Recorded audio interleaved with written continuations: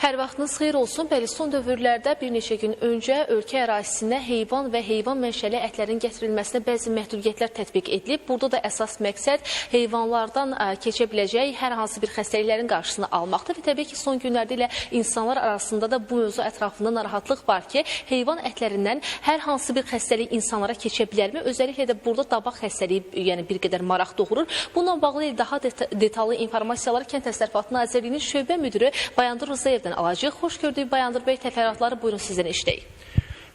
Məlumat üçün diqqətinizə çatdırım ki, heyvan və heyvan mənşəli məhsulların ölkəyə idxalına qoyulan qadağalar təbii ki, ölkədə epizotoloji sabitliyin qorunub saxlanılması, eyni zamanda əhalinin istehlak etdiyi heyvan mənşəli məhsulların və belə deyim, xəstəliklərdən tam azad olması məqsədini daşıyır.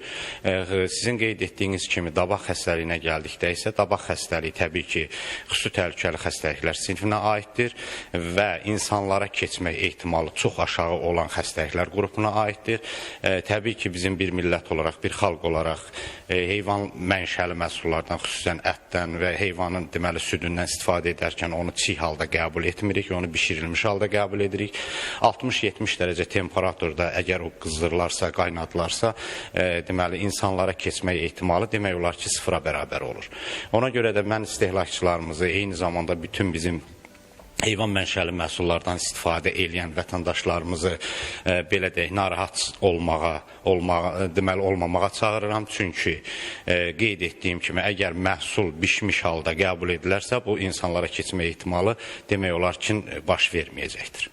Təşəkkür edirəm. Çox sağ olun, informasiyaları biz və tamaşaçıların diqqətinə çatdırdığınız üçün bir daha xatırladım ki, elə ölkə ərazisinə heyvan və heyvan mənşəli ətlərin gətirilməsinə bəzi məhdudiyyətlər tətbiq olunub zonalar üzrə və təbii ki, burada da insanlar arasında bir qədər narahatlıq yaranıb ki, hər hansı bir xəstəlik keçə bilərmi? Hətta elə insanlar var ki, ət almaqdan bir qədər imtina edirlər. Məhz bu məsələyə görə elə aydınlıq gəldi ki, bunun insanlar üçün, heyvanlardan insanlara keçə biləcək hər hansı bir xəstəlikdən söhbət gedə bilməz və elə hansı qaydalara da riayət olunmalıdır. Bununla bağlı da detalları da eşitdik. Çatdıra biləcəklərimiz isə bu qədərdir. Söz yenidən sizdədir. Təşəkkürümü bildirirəm Rəqsanə.